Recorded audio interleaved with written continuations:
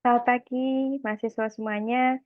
Kita bertemu lagi pada sesi yang ke-8 atau sesi terakhir mata kuliah Metode Pengembangan Kognitif PAUD 4104. Pada sesi ke-8 ini, kita akan belajar terkait dengan profil kemampuan kognitif anak usia dini. Jadi teman-teman sekalian, apa itu dasar dari pengembangan profil kemampuan anak usia dini? Jadi dasarnya itu adalah adanya perbedaan individu pada anak usia dini.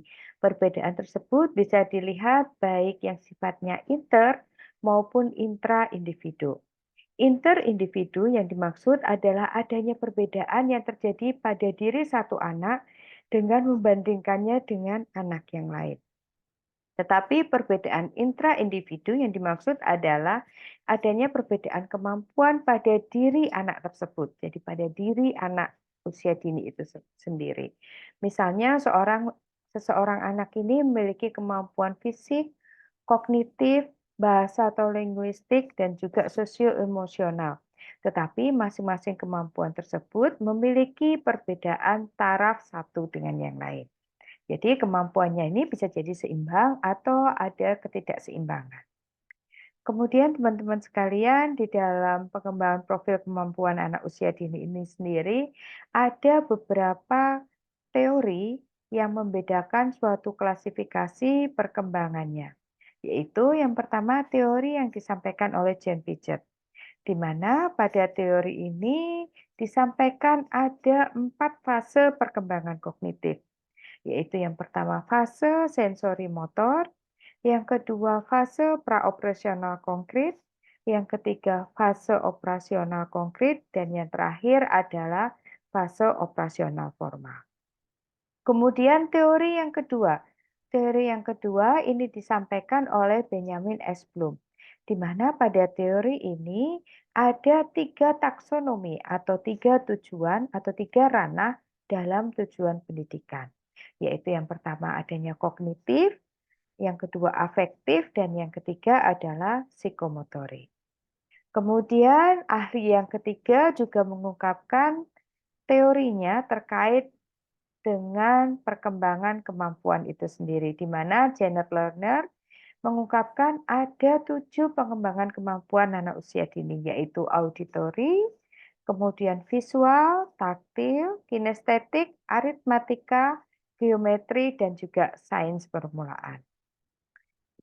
Ahli yang lain yaitu Howard Gardner juga menyampaikan teori kecerdasan jamak, di mana dalam teori ini ada 8 klasifikasi pada kemampuan anak usia dini, yaitu kecerdasan bahasa, logika matematika, visual spasial, interpersonal, intrapersonal, naturalis, musik, kinestetik, dan juga spiritual. Teman-teman, untuk lebih jelasnya, teman-teman bisa lihat di modul 12 pada buku bacaan yang teman-teman miliki. Kemudian teman-teman, pada sesi ke-8, ini merupakan sesi terakhir pada mata kuliah metode pengembangan kognitif. Ada soal diskusi 8 yang harus teman-teman kerjakan, di mana pada diskusi ini teman-teman diminta untuk menjelaskan secara detail bagaimana teman-teman sebagai guru ini bisa mengembangkan kemampuan kognitif anak usia dini dengan optimal. Apa yang harus dilakukan? Teman-teman bisa lihat dari buku bacaan, dari sumber ilmiah lain yang ada di internet atau ada yang ada di buku, atau bisa lihat dari pengalaman teman-teman selama mengajar anak usia dini. Karena ini sesi ke-8 ini merupakan sesi yang terakhir, saya mohon maaf apabila dalam menyampaikan materi dari pendahuluan sesi pertama hingga sesi ke-8 ada kesalahan, kekurangan, atau kehilafan yang tidak sesuai dengan hati teman-teman semuanya. Mohon dapat dimaafkan.